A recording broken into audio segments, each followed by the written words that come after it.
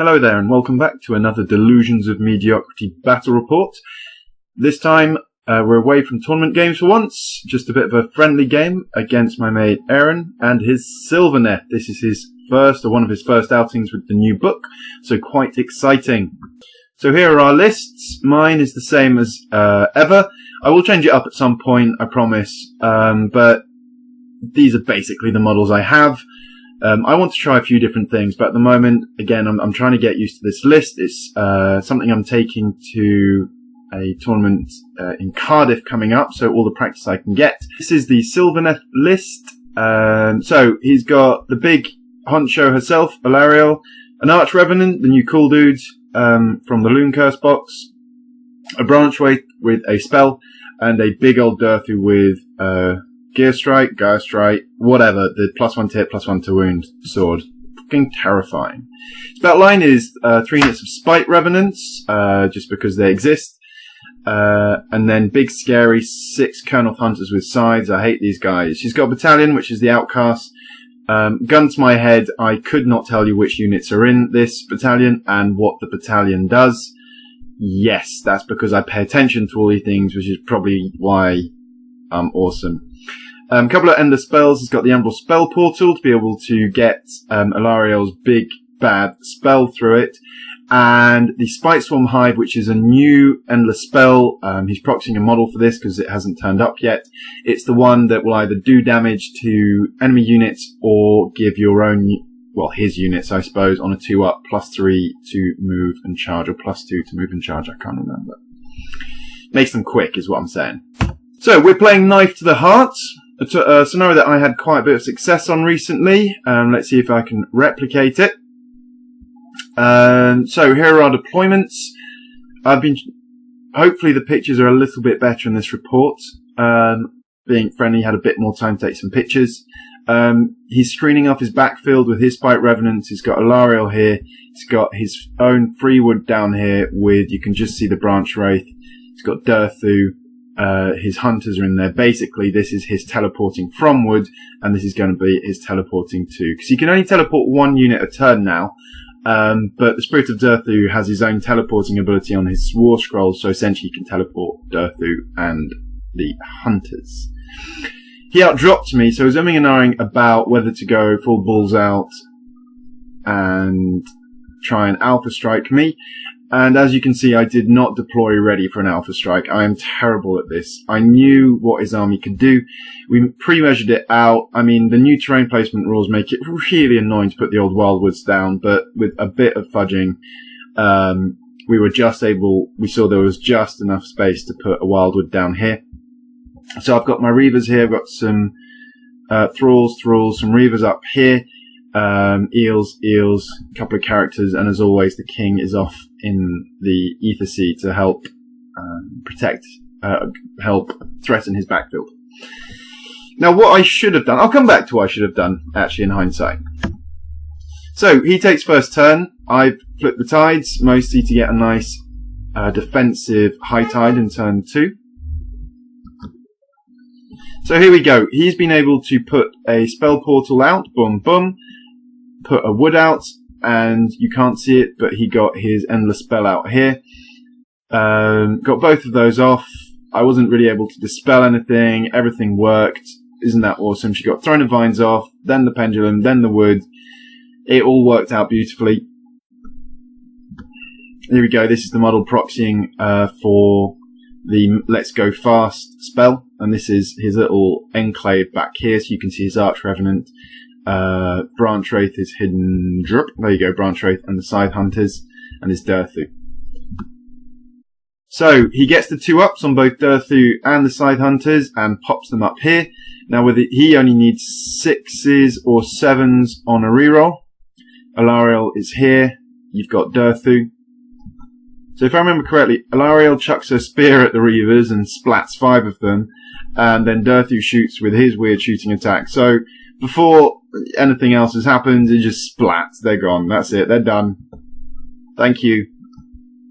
And he makes his charges. Now, in fairness, he had to use a command point, both of his command points, to make these charges happen. But again, what have I done? If you look back at my Game 5 battle report versus Deepkin mirror match, round 5 of Rage of Sigmar, I did the exact same thing. So he's been able to tag 3 units with a big fighter unit through here, and I figured, well, that's okay, these guys are far away, but no, because when he piles in, he can sideswipe and get into these guys. He's also got the once per game command ability, or whatever it is, that can make a unit fight twice. So, Durthu goes, smacks all but 2 of these guys. Great. And after his hunters have gone twice, this is what I'm left with on that flank. I'm fairly sure the eels ran away, or they died to something else. I have to try and remember what the last 2 eels died to, but they died. I mean, they died. They proper died. I think he might possibly even have attacked twice with Durthu rather than the sides, because he didn't need to on the sides. He eliminated that unit, all but 1 of these guys. These guys are basically gone. Solid work there. And completely my fault. I left this open. So, into my turn 1. Now, we did consider re-racking at this point, but I wanted to see what I could pull out. Because with a double turn, I might have been able to sneak something here with some shenanigans. Maybe, perhaps, maybe.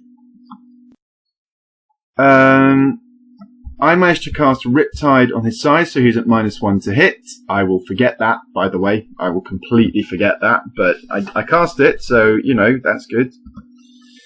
So, end of movement phase. I've brought this guy up, and the plan is to Cloud of Midnight him, and tie up Durthu for at least my turn, so that it ties Durthu up or makes him have to deal with him in his turn 2, possibly. I pulled him away, and just within 12 of this chappie, no matter what, so I can regrow a bit of a unit. The eels are hopefully going to come in here and smash these guys up. If I regain control over here, I might be okay. But, that's a big but. I brought my king up here because I need to put pressure back here. And again, if I get a double turn, he can smash in here, come in, smash. Oh, he cast some dryads back up here. He managed to summon 20. Oh no, he summoned the 20 dryads from Alariel's ability. I'm moving these guys up to hopefully take these bad boys away. So, the king charges in, does damage, and they will die. Eels charge in down here. He charges in to Durthu. Pops his Cloud of Midnight. He wipes these guys out. That was the impact hits earlier. Now the eels wipe all but 1 of these chaps out, which is not good enough. To have any chance in hell here, I needed to kill every single one, which is not super likely. Not super likely. You know, I needed some good dice, but it could have happened, because if I'd wiped these guys out, they could have then, in my turn 2, if I got the double turn, gone in and taken care of Durthu, etc., etc., etc., but it wasn't to be, as you will see. And that's the situation. If I remember correctly, my Reavers at the top, up here, take off those Spite Revenants. Unfortunately, my luck doesn't hold up, and Aaron gets turn 2. So, magic happens, and some shooting happens, and he basically gets splatted. You'll see he's brought Alariel up to threaten my guys. He's brought his Arch Revenant to maybe try and sort these chaps out, and he's just swarming these dryads around this objective and getting them far away as possible from my Achillean king. Some shooting and some magic happens and takes off my poor little Soul Render, so Durthu is free to do what he wills. This guy's moved up to threaten these chaps and chapettes, and yeah, Alariel charges in, absolutely destroys these guys. Durthu charges into what was left of my Eternal Guard and blitzes them. You can't see it here, but his Arch Revenant charges in up here and deletes them. And that's where we call it. I'm a brave soul, but literally there's nothing I can do because I will take my turn 2. I cannot retake the objective that's down here. I will not be able to take his down here because these guys are dead. He just charged him with his Arch Revenant and took him off. Or he shot them off and then moved his Arch Revenant back over here. I can't remember, but either way, it's not looking good. Not looking good at all. So we call it with an epic, epic, epic defeat. Now, this ties us into something that I've spoken about before, which is a massive weakness of mine because I haven't had to deal with it, and hopefully I will learn from this game and not make the same mistake again. My deployment here. Now, I know he's got Alpha Strike abilities. This list is super fighty and is designed to get up in my grill. I know that, right? That's just something I know. Now, I think in a very old Warhammer way sometimes, thinking, well, he can charge in, take 2 of my units off and I'll be fine. I forget that he can just shoot one off because I forget that she's got a nice shooting attack, he's got a nice shooting attack. I forget that he can just pile in and hit whatever he needs. I forget this, I forget that. Because Dirthu can just sit here out of 3 inches of my guys, so I can't zap them at the start of the combat phase, and then he just pivots round and takes them out. And with the option of a double pile-in, he can just bam bam take off multiple units. So what should I have done? I have these Eternal Guys and the Eternal Guard in the list for precisely this. They are cheap bodies, 20 bodies for 140 points. What I should have done is spread them out across my deployment. Boing, boing, boing, boing, boing, boing, boing, boing, boing. Maybe the Reaver's up here, right? I can get a really good screen going with these. Boom, up here, as high up as I can. And then the rest of my army. Now, depending on what I know is coming, whether double pile-in or not, the rest of my army more than 6 inches away from the front of them. Broop, and then broop. My eels are super, super, super fucking fast, no matter what.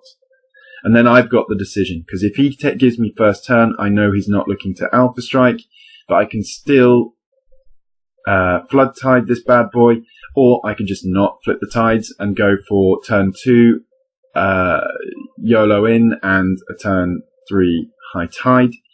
Because then all I have to do is in my first turn is move everything up, keep it exactly the same way, push back where his woods can go. Because if he gives me first turn, I can just occupy this space with my units and he can't put any woods down, so he's stuck moving. Because all I would have to do is chain out a little bit with these, daisy chain out,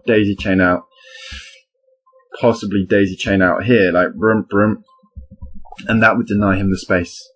So anyway, an epic defeat. So I thought I'd put this up. It's always good to learn from your mistakes as well as from your victories. So please join me again soon for another battle report.